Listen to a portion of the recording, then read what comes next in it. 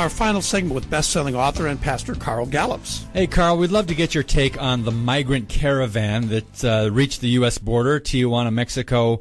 President Trump vowed it will not be allowed into the U.S., and liberals are screaming racism. So what are your thoughts on this whole issue of the caravan and what the media is not telling us? Yeah, well, listen, thank you, and we could do an hour show on this. I'll keep it to 5 minutes or less, but this thing is very complex, but I can make it very simple. And that is this. First of all, the caravan's very, very close to the border now, and now the people in Tijuana, Mexico, it's all over. I was just looking at Fox. I've got a Jumbotron in my office here, and it's on mute, but I'm watching, and the Caravan running underneath it, and then the pictures. It was the caravan. It's all about the caravan. Why? Because the people in Tijuana, the people in Mexico are losing their minds over this. This caravan is overwhelming them. Mm-hmm. It's swamping them. It's sucking off of their resources. It's there are criminals in there. Crime is going up.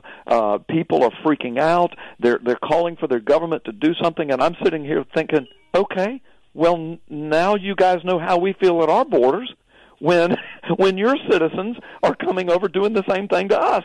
So you don't like it that Honduras and those other nations that breached your borders down in the south, and now they've piled into your land by the tens of thousands, and it's freaking you out. So are all Mexicans a bunch of racists now? I'd love to ask the Democrats that. Are they all a bunch of racists? And here's the deal.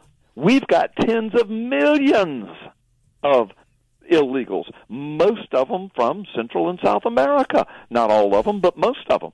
So why is it that they are entitled to scream and to cry and to complain and to ask for help, and we don't like this, get them out of here, call the police, call the military? They can do that, but if we do it, we're racist and godless and unfeeling and uncaring. See, here's the deal, guys. This whole thing is ginned up, we know it, by the United Nations, the One World Order people, the George Soros people, the leftist. I mean, isn't this is telling.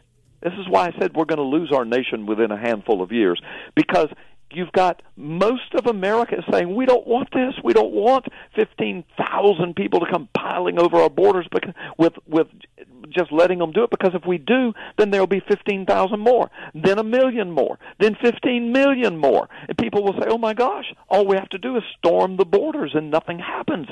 And then we can just live in America and they'll take care of us. And so Mexico, with 12 to 14,000 in this caravan, I'm going to call it a little caravan because the ones that will come are going to be mammoth if we allow this. They are now reaping the results of it, and they are panicking. So what I'm saying is it ought to let us know that when the leftist seize control of the United States again, the media's gone, the three-letter agencies will be gone, Congress will be compromised, the courts will be gone, and the borders will be opened. Because that's what they're saying. They want to do away with ICE. They want this caravan to come in. The leftists are showing us their hand. They're showing us how they want to, quote, rule us, and they will. And when that happens, America as we know it will collapse. That's just the facts, folks. Now, let me bring this down in case there are Christians listening saying, but what about the women and children? What about the babies? What about people that are just trying to escape? All right, here's the deal. Here's the deal. This is fact. If we do this, if we just open our border, 1/2 of the world's population, this comes right off statistics websites right now, more than 3 billion people, they live on less than $250 a day. When they find out, excuse me, they live on less than $2.50 a day is what I meant to say. 1/2 of the world's population. 71% of the world's population lives on less than $10 a day. That comes from CNN Business, and the other one comes from government statistics. 71% of the world's population lives in abject poverty. $10 a day. Now, if our nation and other nations like ours, and there are very few like ours, if we fail this test and they breach our borders, and or if we have people in charge like the leftists that just open the borders, we're done. We're done. The world, the third world, will pile in here, and they will want all of our resources. Now, here's the illustration I give, and then we'll go on to the next topic. I tell people, consider this. Let's make it very personal. You know, women and children, okay, let's make it personal. You're living in your house. I'll paint a picture in your mind. Let's say you live on a piece of property, several acres. Let's say your house sits back off the road. You've got a long driveway. It goes to the front, but you can see the street out in front of you. You've got a fence, you know, not a barricade, but just a nice decorative fence. Just a nice little American place. Okay. You get up one morning, say one Saturday morning. You get up, you go down to get your paper, and then you see this crowd of 100 people down the street, and they're coming towards, you know, your house, and they're holding signs and banners, and they're chanting, but you can't understand what they're saying, and you can't see their signs and banners, but you think, oh, well, that's pretty cool. There must be some kind of big neighborhood party or rally, or somebody's having a birthday party, or it might even be a protest. Who cares? It's America. Boy, this is great, until they get a little closer, and you read their banners, and they say, and I'm going to use my name, but folks, use your name. And the banners say, we're going to Carl Gallup's house, and we're coming in. We're going to live on his property. We're going to live in his house. We deserve it. Carl doesn't deserve it. That's going to be, we are coming in. Well, I see that, and I think, what? And I look at the people, and I realize, these people aren't even from my town. I don't recognize any of them. They're not even from here. And they're coming towards my house in a mass of 100 people. Listen, guys, not 15,000, not 15 million, just 100. But they're coming. So what do you do? Okay, well, you call the police. Well, what do you want the police to do? You want them to stop them. Why? There's women and children in the crowd. Why can't they just come on your property? Why can't they just come in your house? And it's even worse than that, guys.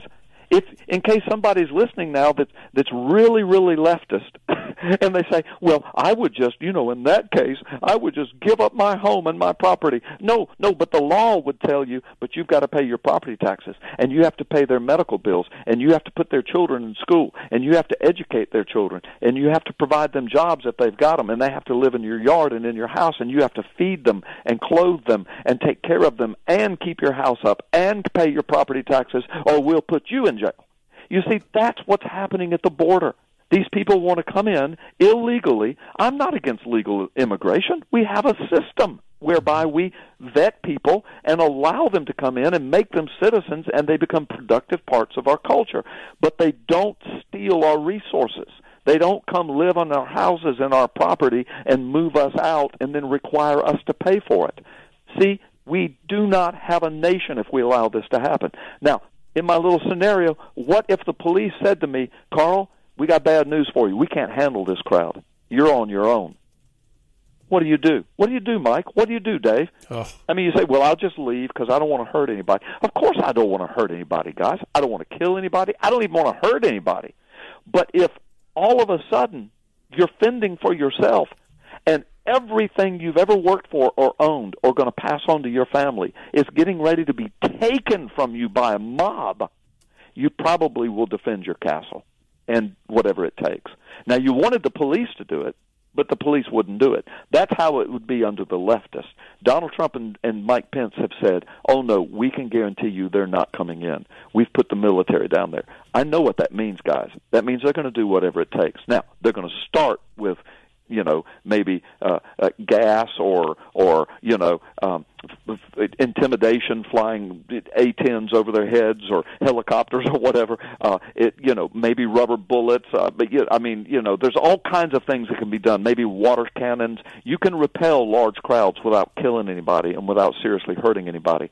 But if they decide they're going to come in mass and just start shooting or hurting or military and officers, then it's going to be, this is an invasion, guys. Yeah. And either we stop it or we live in the scenario I just said with your own house and property. It's horrible, but we live in a fallen world. This is where we're headed. Yeah, and it's a catastrophe waiting. For thousands of years, mankind has debated how creation began. Ancient texts tell us the story. But today, the real message behind the pivotal account of the Garden of Eden has been obfuscated and lost. That is, until now.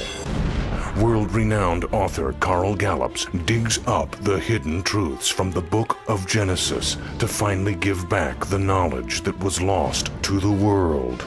Find out what really happened in the Garden of Eden, what Jesus taught about Eden on the cross, and how the conflict between Jesus and the gods of antiquity is about to erupt on planet Earth, fulfilling biblical prophecy. In the new book, Gods of Ground Zero, this explains everything.